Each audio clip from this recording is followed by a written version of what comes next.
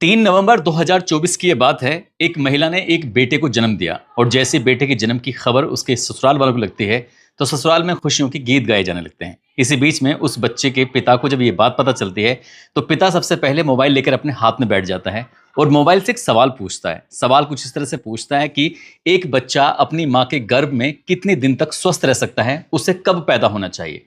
जैसे उसने गूगल से सवाल पूछा, गूगल ने इसका आंसर दे दिया।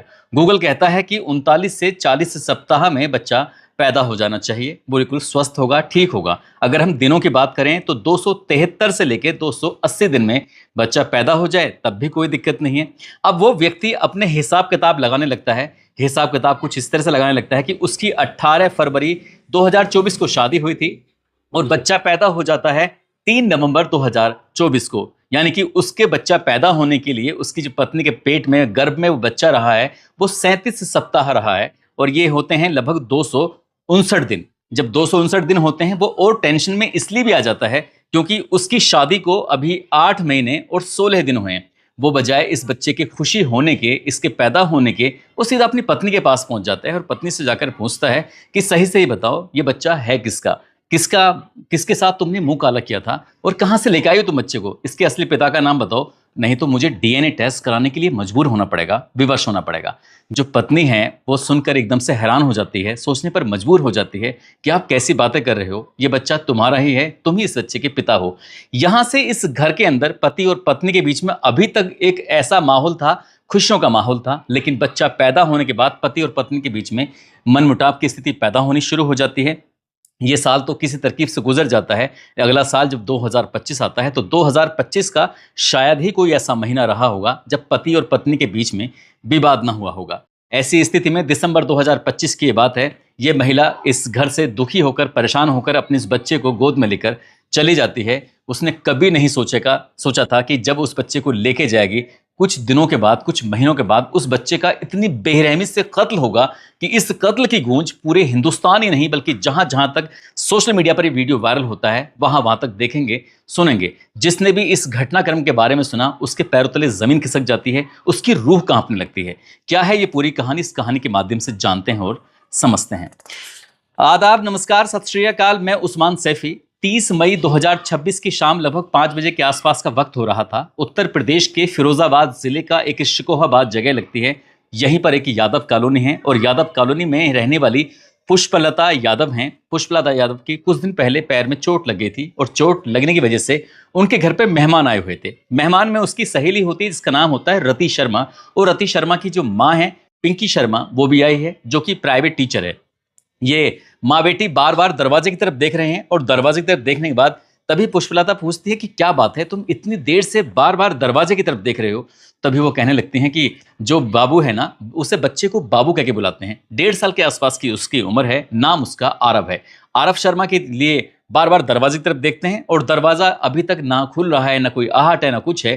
तभी दोनों माँ बेटी कहने लगती हैं कितनी देर हो गई है आरव को गए हुए, अपने चाचा के साथ टॉफी लेने तो गया था लेकिन अभी तक लौट कर नहीं आया, एक बार देखो तो सही। जब 5 बजे के आसपास का वक्त हो रहा था, जैसे ही घर का दरवाजा खोला जाता है, मुख्य द्वार खोला जाता है, मुख्य द्वार खुलता है तो देखते क्या है कि दरवाजे के ठीक सामने उनके 1.5 साल का जो बच्चा है वो पड़ा हुआ है। अब उस बच्चे के चारों तरफ इधर उधर देखते हैं, देखने के बाद कुछ दिखाई नहीं देता, बिल्कुल सुनसान गली थी।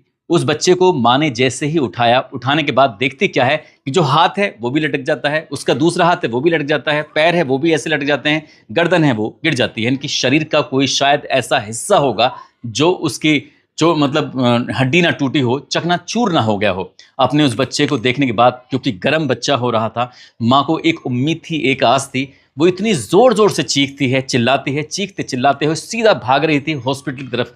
जो भी पूछ रहा था क्या हुआ, बस इतना पूछ रही थी कि बस मुझे हॉस्पिटल बता दो कि हॉस्पिटल कहाँ पर है। वो जैसे तैसे करके हॉस्पिटल तक पहुंच जाती है। डॉक्टर से कहती है डॉक्टर साहब देख लीजिए मेरे बच्चा कुछ भी मूवमेंट नहीं कर रहा है, एकदम शांत है, कुछ बोल नहीं रहा है, ना हिल रहा है, ना डुल रहा है। डॉक्टर ने जब देखा, देखने के बाद कहा कि ये मर चुका है, यानी कि अब इसमें जिंदगी नहीं है, इसमें आत्मा नहीं है, इसमें सांस नहीं है। डॉक्टर ने जैसे ये बात बोली, माँ एकदम से इतनी घबरा जाती है, परेशान हो जाती है।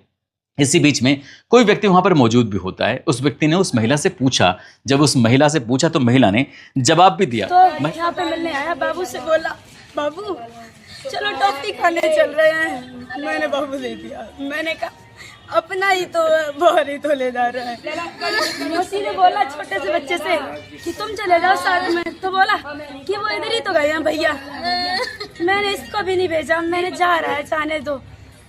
उसने यादव कॉलोनी में चीख पुकारों की जो आवाज थी, वो चीख पुकार की आवाज आसपास के इलाके तक फैल जाती है। उधर माँ अपने बच्चे को लेकर हॉस्पिटल जाती है तो डॉक्टर उसे मृत घोषित कर देते हैं। इधर जो भीड़ का रेला था वो एक जगह इकट्ठा होना शुरू हो जाता है। लोग आपस में एक दूसरे से जानने लगते हैं कि आखिरकार क्या हुआ है क्या नहीं हुआ है। पुष्पलता के घर से लगभग 50 मीटर की दूरी तक जब ये आवाज पहुंचती है तो वहां कुछ देर पहले ही लगभग 4:30 बजे के आसपास का वक्त हो रहा था। 4:30 बजे भी उन लोगों ने कुछ अजीब तरह की आवाजें सुनी थी। आवाज कुछ ऐसी थी कि एक व्यक्ति है, एक व्यक्ति की गोद में एक बच्चा है, उस बच्चे को वो लेकर वो जा रहा है। तो जाते जाते वो बच्चे को उठाता है, पटक के मार देता है। एक बार पटकता है, दूसरी बार पटकता है, तीसरी बार पटकता है। इस तरह से उसने उस बच्चे को 8 बार पटका। जो जहां पटक रहा था, हालांकि वो सुनसान गली है, वहां कोई नहीं है। जो आसपास के लोग हैं वो अपने घरों में कैद हैं, अपने घरों में या तो सो रहे हैं या टीवी देख रहे हैं, कुछ खा रहे हैं, पी रहे हैं। लेकिन इसी बीच में एक व्यक्ति की आंख खुल जाती है और वो व्यक्ति जैसे दरवाजा खोलता है तो उसने उस बच्चे को 8वीं बार पटकते हुए अपनी आंखों से देखा था। वो समझ नहीं पाया कि आखिरकार माजरा क्या है, बात क्या है। उसके ठीक सामने जो घर है वहां पे महिलाएं हैं, बच्चे हैं, वो भी घर से बाहर निकलते हैं। बाहर निकलने के बाद देखने की कोशिश कर रहे थे कि ये आखिरकार अजीब तरह की आवाजें कहां से आ रही हैं। जैसे कोई वस्तु को किसी बहुत ऊंचाई से जब फेंका जाता है तो आवाज जिस तरह की आती है। इसके बाद उन्होंने अपने सीसीटीवी कैमरे को चेक किया और सीसीटीवी कैमरे को चेक करने के बाद देखते क्या है कि एक आदमी बच्चा लेके आ रहा है, उसके बाद उसको बार बार पटक रहा है।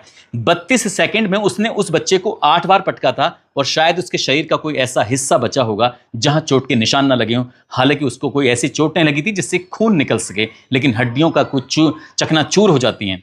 उन्होंने इस वीडियो को निकाला, सीसीटीवी के माध्यम से निकालने के बाद वो 50 मीटर दूर पुष्पलता के घर तक पहुंचती हैं, जाकर दिखाती हैं कि यहाँ जो शोर मच रहा है क्या इसी बच्चे को लेकर है। जब इस बच्चे की उस वीडियो को देखा जाता है तो हर किसी की रूह कांप जाती है, हर कोई सोचने पर मजबूर हो जाता है। देखते ही देखते ये वीडियो सोशल मीडिया पर इतनी तेजी के साथ वायरल हो जाता है कि लोगों को इस बात का अंदाजा नहीं था। लोग समझ नहीं पा रहे थे कि आखिरकार ये व्यक्ति इस बच्चे को क्यों पटक पटक के मार रहा है। जब इस कहानी के बारे में लोगों ने जानने की कोशिश की तो पता चलता है कि जो बच्चा है उसकी एक नानी है, नानी का नाम पिंकी शर्मा है और पिंकी शर्मा की जो नानी है मूलतः फिरोजाबाद जिले के अराब थाना लगता है, उसका एक गांव लगता है बाबई, वहां की वो निवासी होती है। दरअसल उसको एक बेटी होती है, बेटी का नाम होता है रति शर्मा। रति शर्मा की वो शादी करना चाहती थी और इसके लिए लड़के की तलाश में थी, इसलिए उसने अपने ही एक रिश्ते में लगने वाली ननद होती है जिसका नाम सीमा शर्मा होता है। सीमा शर्मा यूं तो मूलतः है उसका जो मायका होता है, रहने वाली होती है उत्तर प्रदेश के मैनपुरी का थाना घिगोर होता है, उसी थाने वाली गली में रहती है। जब उसने उससे पूछा कि क्या तुम अपने बेटे जिसका नाम सुमित है, क्या तुम अपने बेटे के सुमित की शादी मेरी बेटी से करना चाहोगी। जैसे ही सीमा ने ये बात सुनी उसने कहा मुझे कोई ऐतराज़ नहीं है, मुझे कोई आपत्ति नहीं है, अगर एक बार अपनी बेटी से बात कर लो। तो उसने कहा मैंने अपनी बेटी से बातचीत कर ली है, अगर तुम तैयार हो तो ठीक है। क्योंकि ये जो सीमा शर्मा है इसकी शादी होती है उत्तर प्रदेश के जिला बदायूं की एक सियाराम कॉलोनी है, वहां पर अब ये बात शादी की चलने लगती है और आपस में ये रिश्तेदारियों में जब बात चलती है तो उसके बाद ये तय कर लेते हैं शादी होनी कब है। शादी की बात तय हो जाती है 18 फरवरी साल 2024। शादी धूमधाम से हो जाती है, सब कुछ ठीक चल रहा था।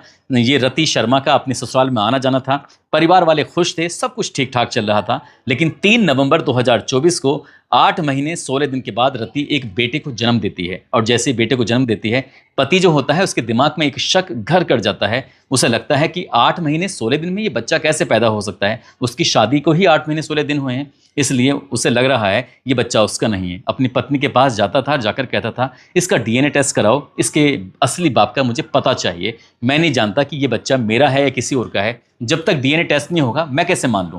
इसी बात को देखते हुए पति और पत्नी के बीच में अक्सर विवाद रहता था और ये विवाद बढ़ते बढ़ते साल 2025 तो पूरा निकल ही जाता है, लेकिन झगड़े खत्म नहीं हो रहे थे। इसलिए इस घटना से यानी कि 30 मई की घटना होती है, 30 मई 2026 से 5 महीने अगर माइनस करेंगे तो वो महिला यानी कि रति शर्मा अपने इस ससुराल को छोड़कर सीधा अपने मायके में आकर रहने लगती है। क्योंकि रोज रोज उसके ससुराल वाले ताने मारते थे, रोज रोज परेशान करते थे, कभी दहेज को लेकर तो कभी किसी बात को लेकर। स्थिति इतनी भयानक हो जाती है कि वो अपने ससुराल वालों से वास्ता नहीं रखना चाहती थी और ये मनमुटाव की स्थिति पैदा हो जाती है। लेकिन रति शर्मा की जिंदगी में एक नया शख्स आ जाता है और वो नया शख्स होता है उसकी जो बुआ सास होती है, बुआ सास का बेटा होता है जिसका नाम विराज उर्फ जितेंद्र पाठक होता है, जो कि बदायूं के ही शेरपुर गांव का रहने वाला होता है। अभी कुछ दिन पहले ही उसने अपनी कुछ ज़मीन बेची थी, ज़मीन बेचकर एक बढ़िया सा मकान बनाया था और उसकी मुलाकात हो जाती है रति से। रति से वो बहुत सारी प्यारी प्यारी बातें किया करता था। रति से कहता था कि रति, हम तुम दोनों शादी कर लेते हैं, शादी करने के बाद एक ज़िंदगी जिएंगे, एक काम करो तुम अपने पति से तलाक ले लो। लेकिन वो अपने पति से तलाक लेना नहीं चाहती थी और इससे शादी भी नहीं करना चाहती थी।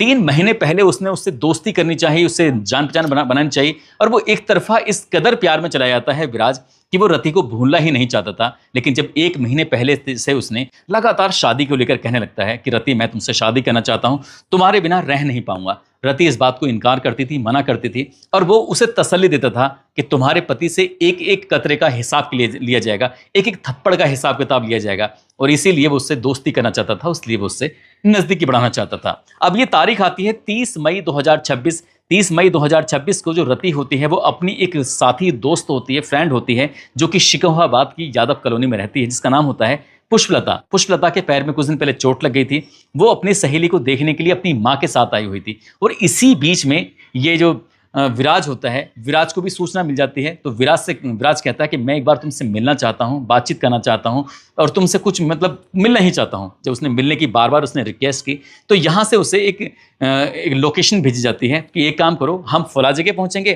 तुम भी आ जाओ। तो वो अपने घर यानी कि बदायूं से वो 137 किलोमीटर दूर शिकोहाबाद की उस यादव कॉलोनी में पहुंच जाता है। कुछ देर वो साथ रहते हैं, लगभग 2:30 बजे के आसपास वहाँ पहुँचे थे। वहाँ पहुँचने के बाद बातचीत कर रहे थे, और जैसे ही लगभग 4:15 या 4:20 के आसपास का वक्त हो रहा था, इसी बीच में जो विराज होता है, विराज सीधा इसके पास पहुंचता है, रति के पास, उस बच्चे को गोद में लेता हुआ कहता है कि मैं इस बच्चे को टॉफ़ी दिलाना चाहता हूं, मैं इसे बाहर लेकर दुकान पर जा रहा हूं, अगर तुम्हें कोई दिक्कत ना हो, ऐतराज़ ना हो, तो क्या मैं इसे लेके जा सकता हूं। जैसे ही उसने रति ने ये बात सुनी, उसने कहा वैसे भी रिश्ते में चाचा लगता है, अगर लेके चला भी जाएगा तो इसमें क्या दिक्कत है। लेकिन वो नहीं जानती थी कि इसका मंसूबा क्या है, वो चाहता क्या है। अभी गली से यानी कि घर से निकल के गली में 50 मीटर की दूरी पर ही पहुंचा था, और उसने उस बच्चे को एक के बाद एक पटक कर जब मारना शुरू किया है, तो बच्चे ने, शायद बताते हैं डॉक्टर, पहली ही बार में ही दम तोड़ दिया था। उसको 8 बार जब पटक पटक के मारा गया, शरीर का कोई ऐसा हिस्सा नहीं था जो उसकी हड्डियां चकनाचूर ना हो गई हों। यहाँ तो ये घटना हो जाती है। इसके बाद पुलिस तक ये बात पहुँच जाती है। पुलिस ने इस मामले की जब CCTV फुटेज देखी, क्योंकि वो पूरे देश भर में वायरल हो जाती है, पुलिस ने उसकी घेराबंदी की, और घेराबंदी करने के बाद भूड़ा भरतरा रोड सिकोहाबाद में लगता है। वहां घेराबंदी करने के बाद उत्तर प्रदेश की ओलंपियन पुलिस, यानी कि जैसे ओलंपिक में निशाना लगाते हैं, बिल्कुल सटीक निशाना, यहाँ जो ये आरोपी होता है विराज के पैरों के जो घुटने होते हैं, दोनों ही घुटने में पुलिस की गोली का सटीक निशाना लग जाता है, और जो सीधा पैर होता है उसका पैर बताया जाता है टूट जाता है। पुलिस अगर और भी सही से निशाना लगाती तो शायद हो सकता है विराज हमेशा हमेशा के लिए मौत की नींद सो जाता, और जिन जिन लोगों ने ये वीडियो देखा था उस बच्चे का, शायद उन्हें तसल्ली हो जाती कि जिसने इतना बुरा पाप किया है, जिसने एक मासूम बच्चे को इतनी दर्दनाक तरीके से मौत दी है, तो शायद उसका इस दुनिया में रहना ठीक नहीं था। वैसे भी पुलिस आए दिन एनकाउंटर कर रही है, एक और एनकाउंटर कर देती तो शायद लोगों को भी तसल्ली हो जाती, और फिर पुलिस की भी खूब वाहवाही होती। लेकिन पुलिस भी शायद पता नहीं क्या देख के लोगों का एनकाउंटर कर रही है। उधर उस बच्चे का जब अंतिम संस्कार होता है और इस बच्चे के पिता तक ये खबर पहुंच जाती है, तो उसके पिता ने उस बच्चे के अंतिम संस्कार में उसका चेहरा देखना भी गवारा नहीं समझा। उसके घर तक ये बात पहुंच जाती है तो उसने कहा कि हमें नहीं आना है। इसलिए उसकी माँ ने और उसकी नानी ने ही उस बच्चे का अंतिम संस्कार किया, और पिता इस घटना स्थल से दूर ही रहा।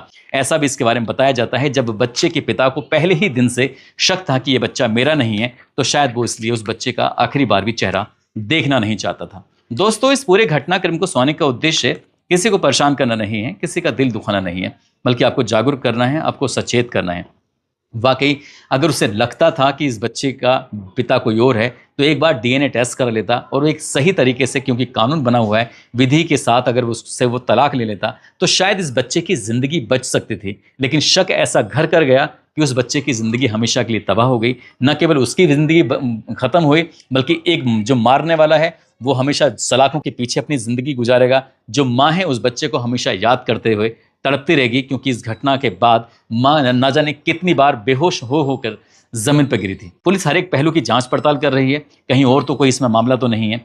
लेकिन जाते जाते दोस्तों, ये कविता देवी हैं, गुलफशा अंसारी हैं, प्रिया सिंह हैं, टीना शर्मा, आलोक गौतम, गीता यादव, रचना चौधरी, दीपा, मुस्कान अंसारी, सुधीर कुमार, सरिता यादव, तारा बहादुर, दिलीप शर्मा, आदित्य कुमार, सारिका जैन, रोशनी, संजय पटेल, जमशेद आलम, रश्मि तिवारी, अर्जुन राजपूत, कमलेश त्रिपाठी, कोमल सैनी, इन लोगों ने नाम लेने की अपील की थी। आप सब लोग अपना ख्याल रखें, सुरक्षित रहें। जय हिंद, जय भारत।